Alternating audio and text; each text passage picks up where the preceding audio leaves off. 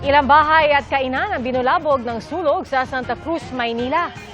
Inabot ng halos 1 oras ang pag-apula sa apoy. Sa Barangay San Vicente naman sa Quezon City, 2 bahay ang natupok.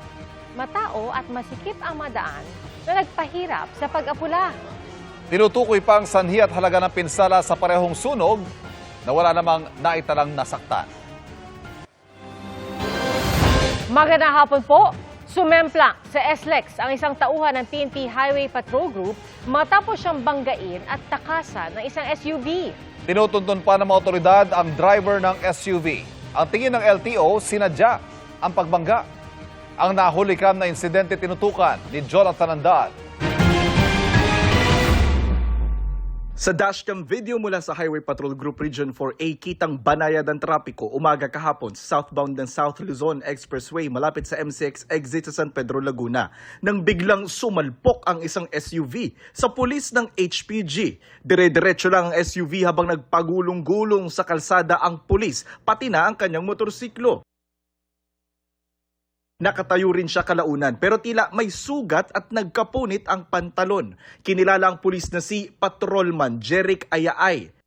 Sabi ng HPG, nagtamo ang pulis ng minor injuries at nasa maayos ng kondisyon. Sinusubukan pa naming mahuna ng pahayag ang biktima. Gumugulong na ang investigasyon para matunto ng tumakas na motorista. Nananawagan ng HPG sa publiko na magbigay ng impormasyon na makatutulong sa investigasyon. Kinundina naman ng National Police Commission o NAPOLCOM ang insidente. Tingin naman ng hepe ng Land Transportation Office. Sinadya niya, sir, ang bilis ng dating niya, tapos tinamaan niya yung motor. Tapos hindi siya huminto. Alam na niya tinamaan niya. Dapat huminto siya o sumuko siya dun sa tollgate. Anya, dahil malabo ang plaka sa dashcam video, sisilipin nila ang mga CCTV sa SLEX. Oras na matukoy ng LTO ang plaka at may-ari ng sasakyan, ipatatawag nila ito. Ia-alarma ang SUV at posibleng ma-impound. Otomatiko ring suspendido ng 3 buwan ang lisensya ng driver habang may investigasyon. Pero sabi ng hepe ng LTO, dapat tanggalan ng lisensya ang bumangga. Kasi itong driver na to yung hindi dapat nagmamaneho. Wala siyang ibang dapat ikatwiran dito. Kita natin talagang overspeeding na, talas on purpose pa niyang binangga yung HPG. Jonathan Andal, nakatutok, 24 oras.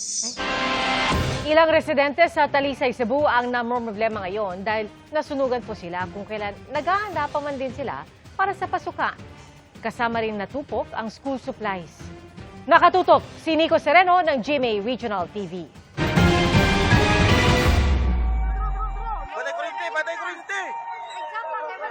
Magkakatabi at gawa sa light materials ang 11 bahay na natupok mag-aalas 11 ng umaga kahapon sa Sitio Cruzan, Barangay Bulacau, Talisay City sa Cebu. Nangyari ang sunog habang abala ang mga pamilya sa paghahanda para sa pasukan.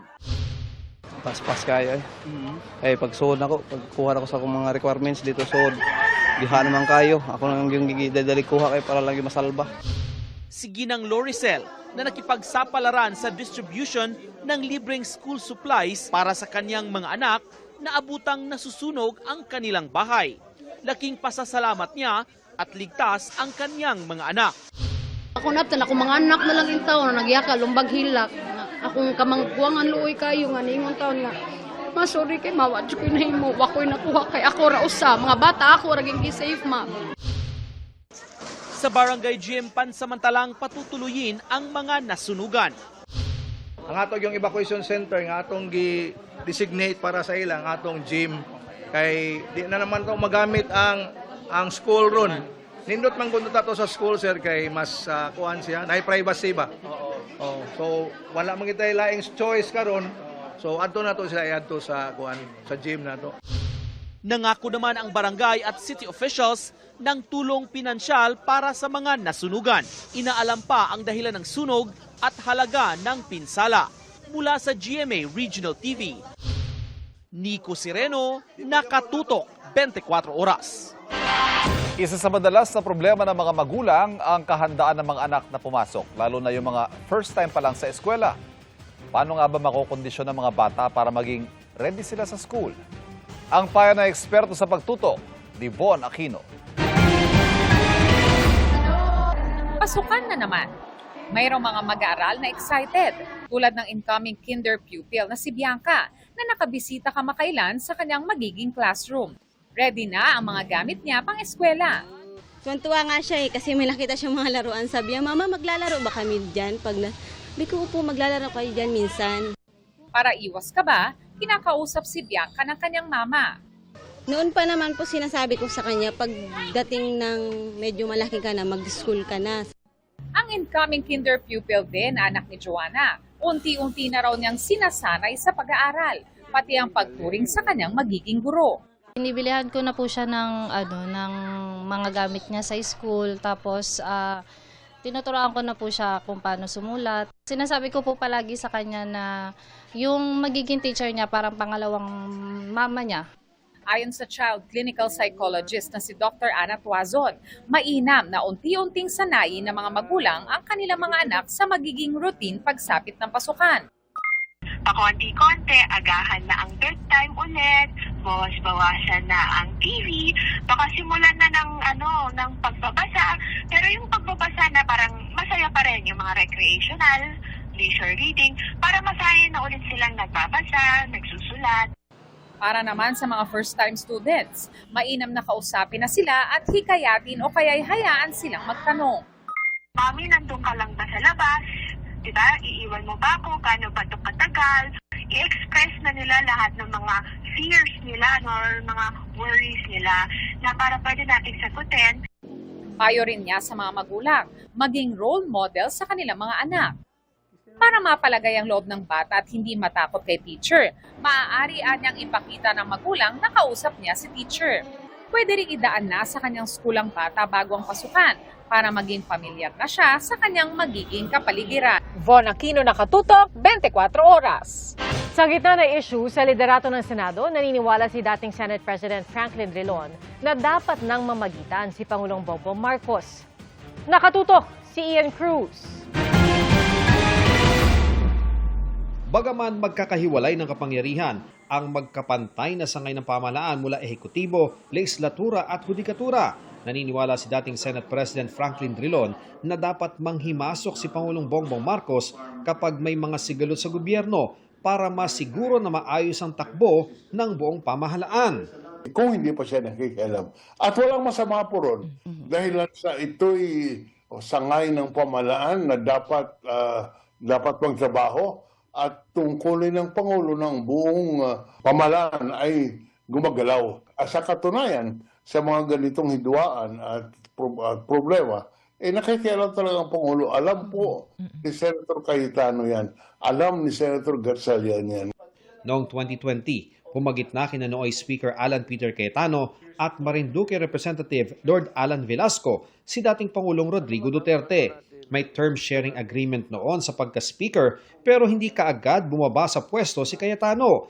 Sakaling makialam ang Pangulo, hindi kaya isipin ng publiko o gawa ng naratibo ng mga kalaban ng administrasyon na magiging sunod-sunuran na lang sa palasyo ang Senado? Iintindihan ko yan. Kasama yan sa ating pamumulitika, kasama yan sa ating projection sa publiko. Ang katotohanan, nakikialam po ang Malacanang pag ganito mga problema. Sa kanyang huling Facebook Live kahapon, may mensahe si Cayetano kay Senador Sherwin Gatchalian. Mag-ingat si Senator Win kasi maganda naman future niya. Huwag ka magpagamit sa Malacanang at dun sa mga kasamahan mo kahit binibigyan ka ng high position.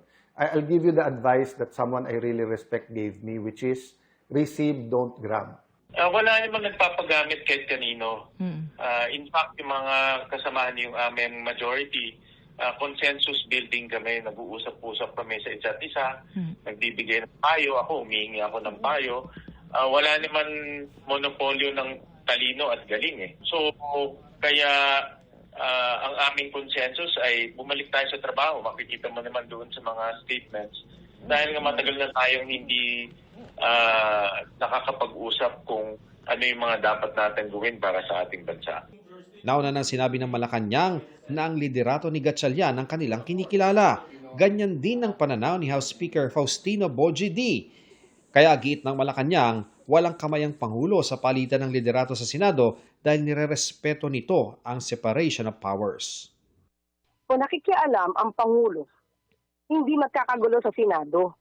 Kung nakikialam ang Pangulo, hindi magkakaroon ng putukan at lock and load order noong May 13. Kung nakikialam ang Pangulo sa Senado, hindi makakatakas o makakalabas ng Senado si Senator Bato. Dapat na aresto na. Lahat ng kaguluhan sa Senado, yan ay utos o may permiso ni Senator Alan Cayetano. Ang lahat ng nangyari dyan, pati yung, sabi natin, pati putukan, pati yung pagboboykot. Hindi po yan dikta ng Pangulo. Kagagawan po nila yan. Ian Cruz, Nakatutok, 24 Oras.